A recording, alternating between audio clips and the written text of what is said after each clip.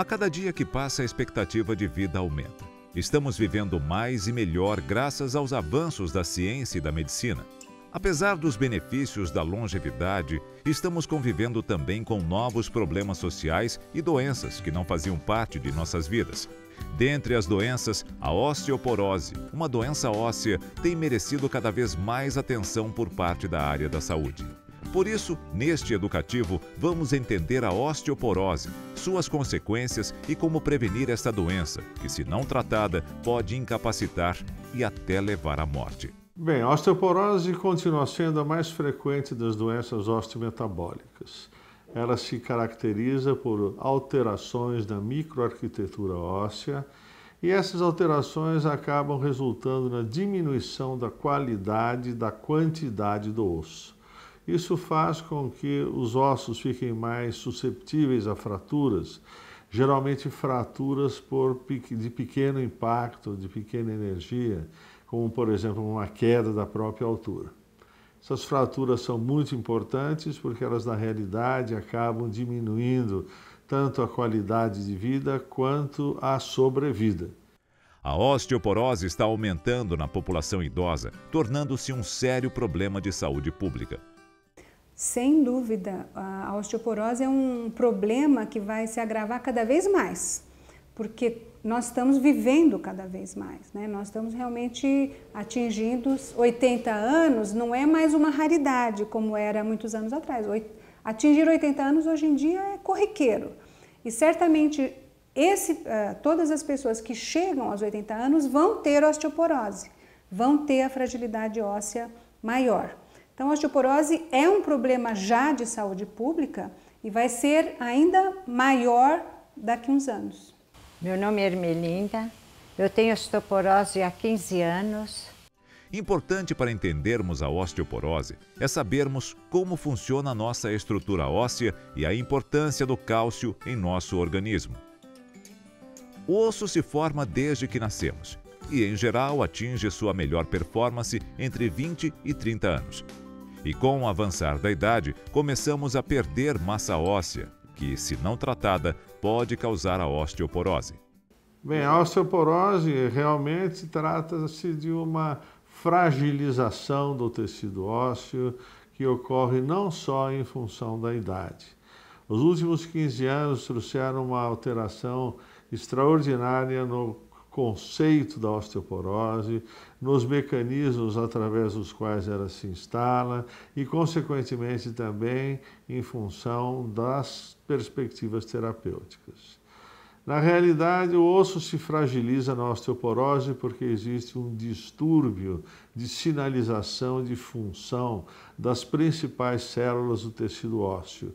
O osteoclasto, que é responsável pela reabsorção do osso, e o osteoblasto, que é responsável pela reconstrução do osso. Reabsorção e reconstrução porque, na realidade, a qualquer momento das nossas vidas, aquilo que nós entendemos por osso está sendo destruído e reconstruído. Assim, dessa maneira, o osso que envelhece, ele passa a ser reabsorvido, destruído, e ele é substituído pelo osso novo, que acaba reconstruindo todo o esqueleto. O equilíbrio ósseo é importante em nosso organismo, mas também existem alguns fatores de risco que podem acelerar esse processo de perda óssea. Pessoas de cor mais clara são pessoas que têm mais chances de ter osteoporose. Pessoas que fumam têm mais osteoporose. O uso de alguns medicamentos também pode levar à osteoporose. Então, por exemplo, pessoas que fazem uso de corticoide de forma crônica podem ter mais chances de ter osteoporose.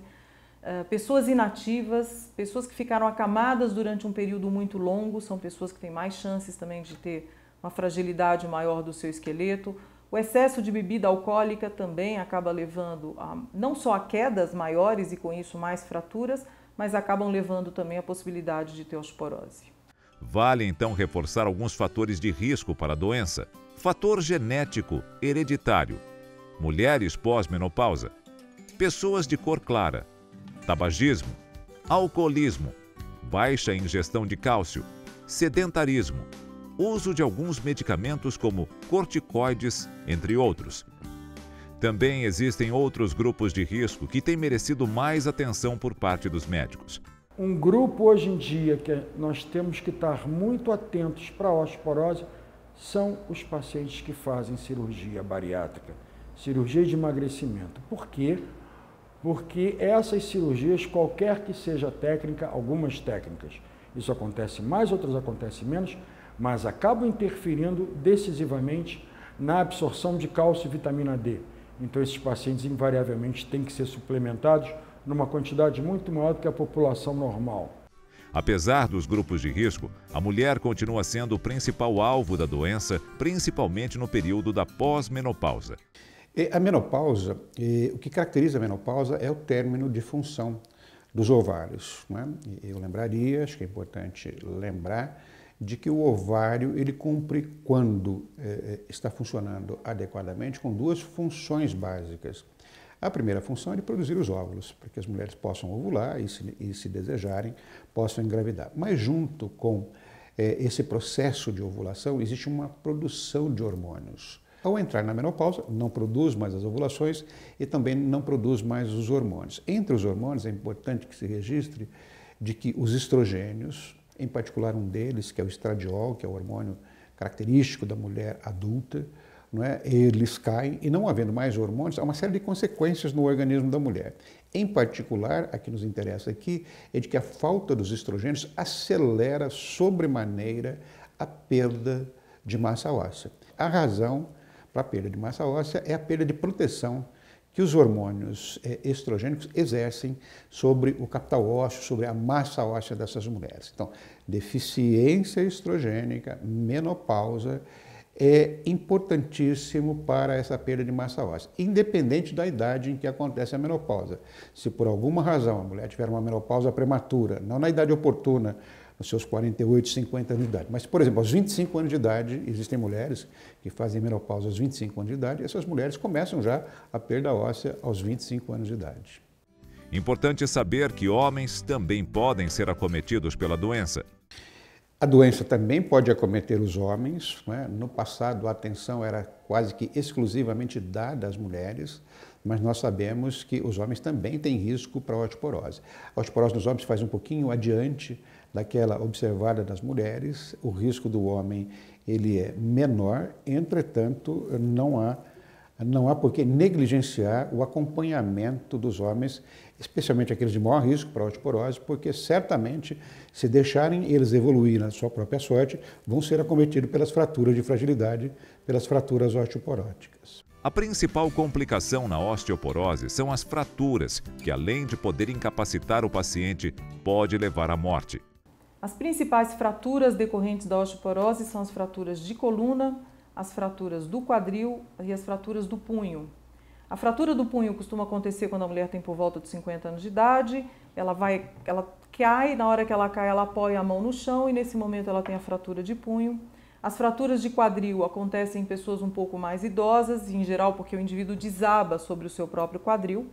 E essas fraturas são as mais problemáticas, as que causam mais mortes no primeiro ano após a fratura. O indivíduo acaba sendo operado, fica muito incapacitado e imobilizado e com isso acaba tendo morte no primeiro ano.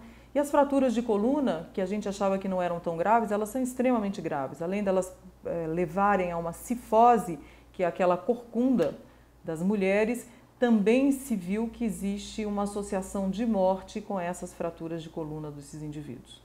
Então, tanto a fratura de quadril como a fratura de coluna acabam levando à morte depois de algum tempo nesses indivíduos. As principais fraturas são punho, vértebras na coluna, fêmur ou quadril. Quem já sofreu uma fratura deve redobrar os cuidados no dia a dia para não sofrer uma nova fratura. A primeira fratura foi que eu quebrei esse braço. Depois de um ano, eu quebrei esse outro, que eu caí em Jundiaí e quebrei. E quanto tempo leva para ele ter outra fratura? Em menos de 2 anos.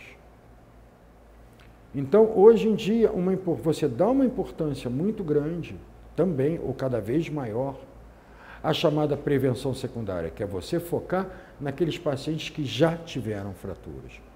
Um dos grandes motivos das fraturas são as quedas. Por isso, anote algumas dicas para evitar quedas. Evite desníveis na casa. Use tapetes com mecanismo antiderrapante. Use lâmpada de meia luz próximo ao chão para manter a iluminação durante a noite. Use corrimão nas escadas. Mantenha barras de proteção no banheiro. Outra dúvida comum é se a osteoporose causa dor. Osteoporose causa dor é um assunto bastante discutível. Teoricamente, não.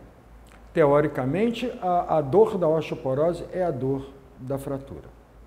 Mas, no dia a dia clínico, nós vemos que uma série de pacientes que começam medicação para osteoporose, eles têm uma melhora bastante expressiva da dor. E nenhuma medicação para osteoporose tem nenhum analgésico no seu componente. A hipótese mais bem fundamentada que explicaria essa melhora da dor é que o indivíduo com osteoporose, muitas vezes, eles têm o que a gente chama de microfraturas. São pequenas fraturas que vão acontecendo e isso se transforma, vamos dizer, numa fratura grande quando você já tem um acúmulo grande dessas microfraturas. E essas microfraturas causariam dor. E o uso da medicação para a osteoporose, ela cessa esse processo de microfraturas. Então o indivíduo para de ter dor. Eu tinha uma dor aqui, que às vezes alguém pegava na minha mão, era como se tivesse quebrado, tivesse uma fratura. Mas eu achava que era uma tendinite, uma coisa do tipo. Quando veio a fratura, aí que eu descobri que era a osteoporose, que já estava começando aqui. A osteoporose, durante muito tempo, foi considerada uma doença silenciosa. Durante muitos anos, a osteoporose foi considerada uma doença sem sinais, uma doença silenciosa. Mas esse é um conceito bem antigo, né? Hoje, se nós valorizarmos os fatores de risco que vão nos levar ao diagnóstico mais precoce da osteoporose, nós vamos poder identificar já primeiros sinais e sintomas que vão nos permitir fazer o diagnóstico da osteoporose adequadamente. Um dos grandes desafios no combate à doença é que o diagnóstico é feito tardiamente. Eu descobri que eu tinha osteoporose por causa de uma queda, que eu fraturei o rádio e a una. E aí, quando eu cheguei no hospital, o médico ficou horrorizado, porque a una tinha moído a ponta do osso. Então, ele falou que eu estava no estágio de osteoporose avançado, e eu não sabia. Esse é o grande problema da osteoporose, é que o diagnóstico é feito de forma tardia na maior parte das pessoas. Muitos deles não estão preocupados com a osteoporose, nunca nem ouviram falar a respeito disso, não vão com frequência a médicos, e mesmo quando vão a médicos, muitos deles acabam não pedindo o exame de densitometria óssea, ou não se preocupam em saber se a família tem osteoporose, se mãe, pai já teve algum tipo de fratura. Então o diagnóstico acaba sendo feito tardiamente depois que esse paciente, esse indivíduo, acabou tendo uma fratura. O diagnóstico da doença é feito através de exames clínicos e laboratoriais, sendo a densitometria óssea o exame padrão. Muito bem. O exame padrão, chamado padrão ouro, para diagnóstico da osteoporose é a densitometria óssea, porque a densitometria óssea ela é capaz de avaliar pequenas perdas de massa óssea e assim poder se iniciar uma prevenção. O exame de densitometria óssea é feito por meio de um aparelho capaz de avaliar a densidade mineral óssea nas várias regiões do corpo. O exame é indolor e rápido e deve começar a ser feito a partir dos 50 anos. Existem alguns exames de laboratório também. É interessante porque quando o osso se forma ou quando ele é destruído, ele deixa rastros no sangue. Então a gente tem pedaços de colágeno que são formados ou que são destruídos e a gente mede exatamente esses pedaços de colágeno no sangue. Então eu sei o quanto está sendo formado e o quanto está sendo destruído em função dessa quantidade do sangue. Então essa é uma das maneiras da gente saber também que são os marcadores bioquímicos de formação de massa óssea. Vale também esclarecermos o que é osteopenia. A osteopenia nada mais é do que uma perda de massa óssea que não chegou ainda a ser osteoporose, pela quantidade de massa óssea perdida. Mas é uma condição muito importante de ser diagnosticada, porque o número de pacientes com osteopenia é muito maior do que o número de pacientes com osteoporose. E, na realidade, a osteopenia fratura tanto quanto a osteoporose. Portanto, é importante nós reconhecermos a osteopenia e tratarmos a osteopenia antes que ela vire osteoporose. Após diagnosticada, a osteoporose deve ser tratada rapidamente para se evitarem as fraturas e melhorar a qualidade de vida do paciente. O grande objetivo do tratamento da osteoporose é evitar a primeira fratura. E se nós não conseguirmos, por inexperiência ou por falta de atenção, evitarmos a primeira fratura, nós temos que fazer tudo para evitar a segunda fratura. O tratamento da osteoporose se baseia em 3 pilares: medicamentoso.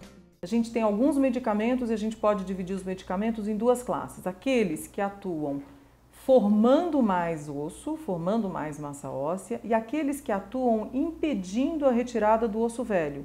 Então, com isso, a gente consegue equilibrar a quantidade de osso, fortalecer aquele esqueleto e diminuir a incidência de fraturas.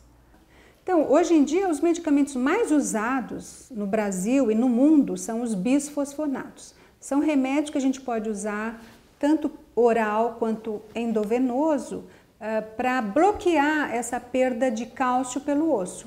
Esse medicamento entra no osso, ele entra, é absorvido pelo esqueleto e ele consegue bloquear as células que tiram cálcio do osso. Então é um medicamento muito eficiente, eficaz, tem a eficácia comprovada já na prevenção de fraturas e é o mais utilizado hoje em dia. E outros medicamentos também, por exemplo, existem anticorpos monoclonais contra também substâncias que promovem a perda óssea, existem alguns hormônios que a gente pode usar como injeções subcutâneas que promovem a formação de um osso novo. Existe aí um arsenal grande que tem sido usado para tratamento da osteoporose, mas sem dúvida nenhuma o carro-chefe hoje em dia são os bisfosfonatos. Alimentação.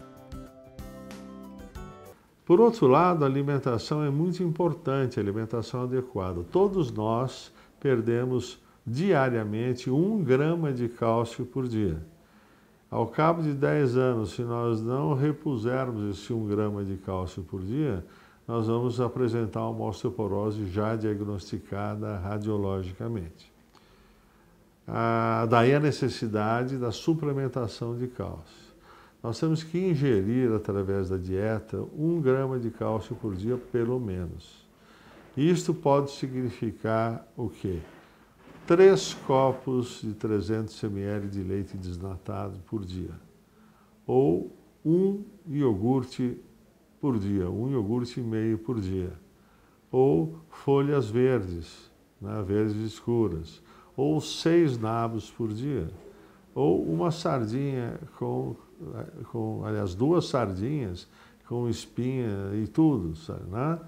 Então, vocês vão ver que fica muito difícil o paciente, de uma maneira geral, ingerir esse cálcio só através da dieta.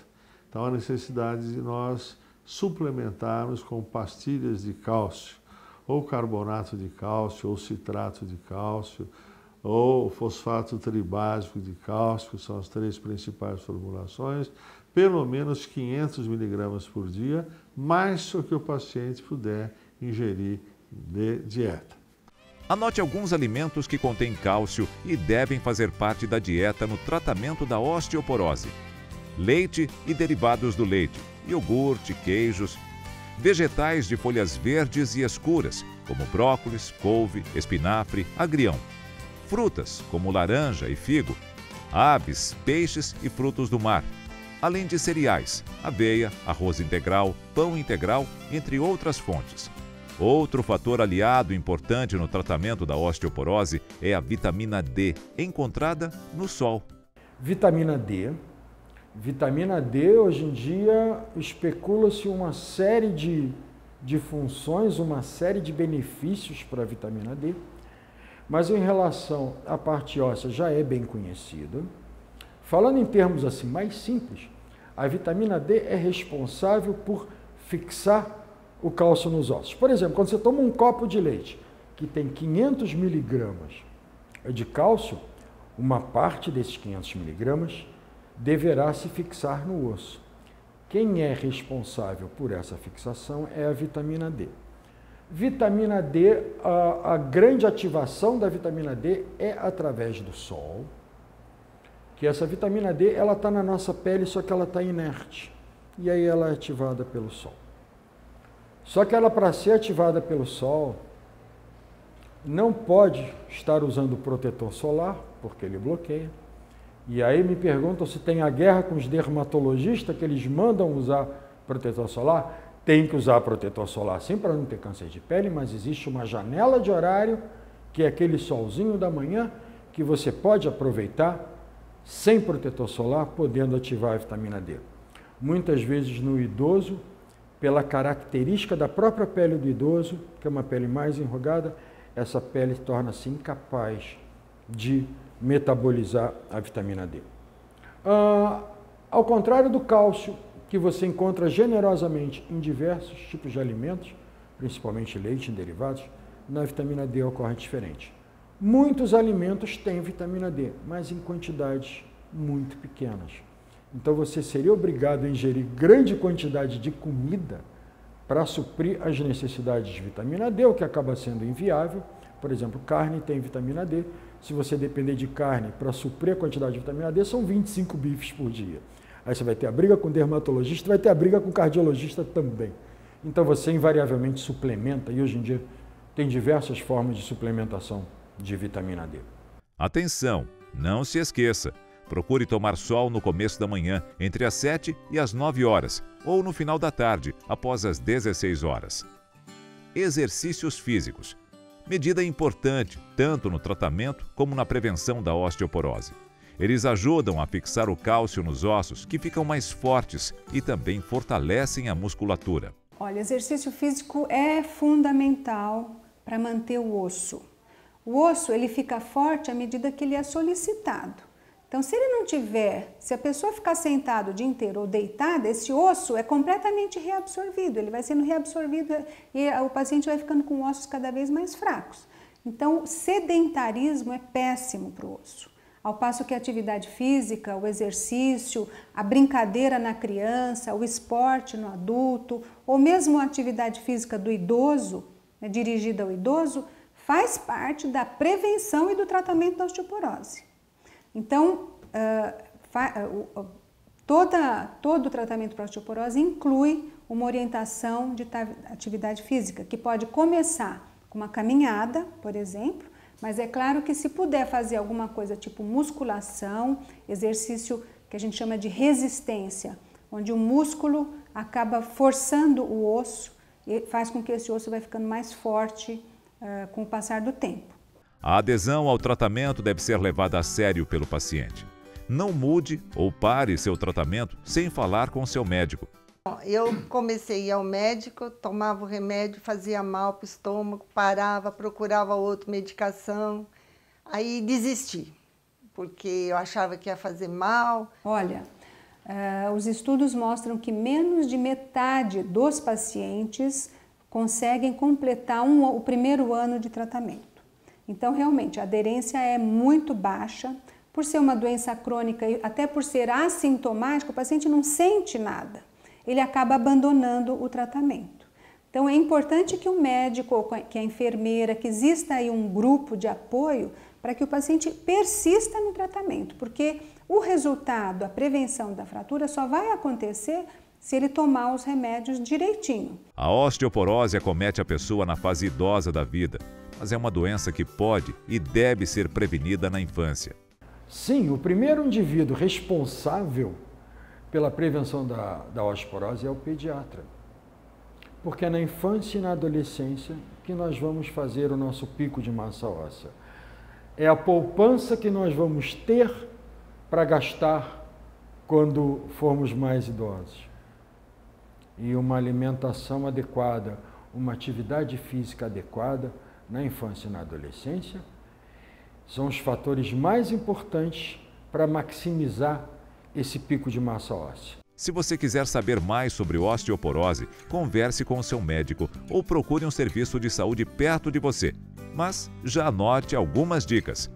Associação Brasileira de Avaliação Óssea e Osteometabolismo, site www.abraço.org.br.